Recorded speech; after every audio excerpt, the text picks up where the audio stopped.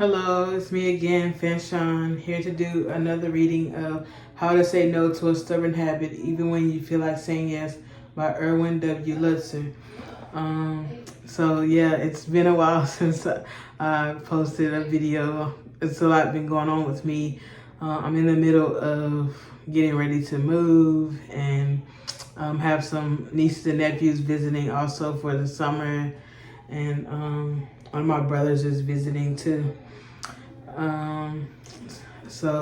Anyways, I have some other things going on. Like I'm in school also, so just a lot going on. And just been trying to work on my mental health as well. But let's get into reading this book again. We're still in chapter 1. We're at the last section of chapter 1. And this section is called Strength for Our Weakness. Let's start reading. Okay. Finally, God uses our sins to show us His grace and power. The depressing effect of sin is offset by the good news of God's grace. Paul wrote, and the law came in that the transgressions might increase, but where sin increased, grace abound all the more. Paul was given a thorn in the flesh so that he could remain humble. Perhaps it was a temptation he struggled to resist.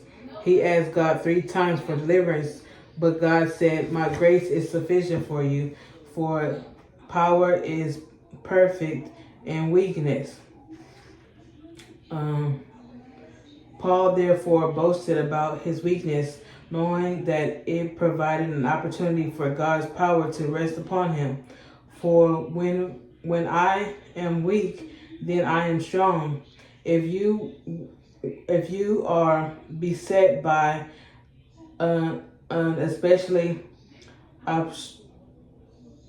obstinate sin, you may be on the verge of seeing God's grace displayed in your life.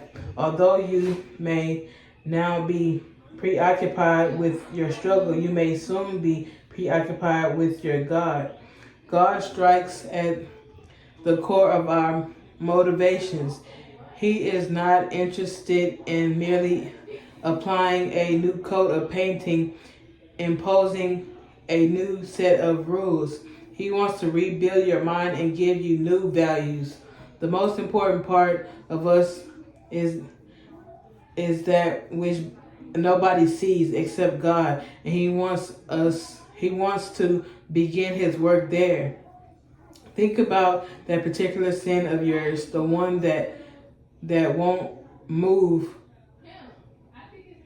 the one that won't move off center stage. Maybe it's obvious one: drunkenness, gluttonous, sexual misconduct, or maybe it's a very private sin, the one in your mind: pride, anxiety, fear, or bitterness.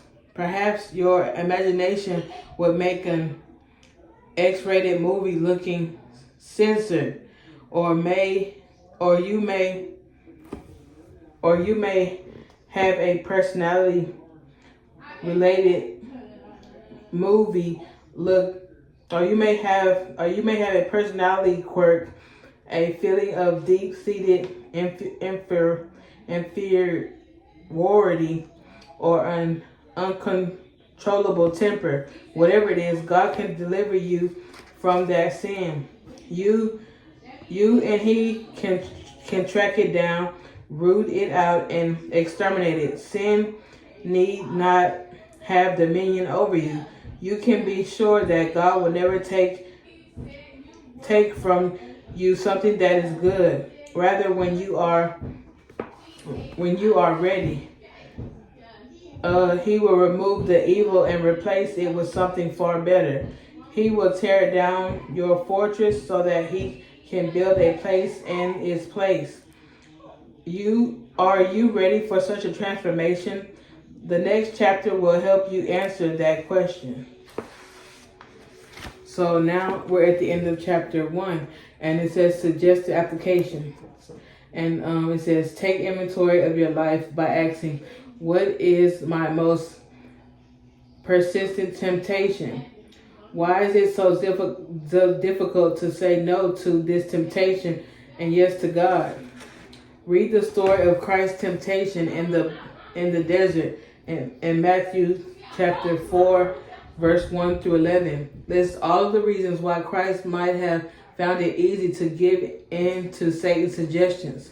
Speculate as to what the consequences of such an act would have been.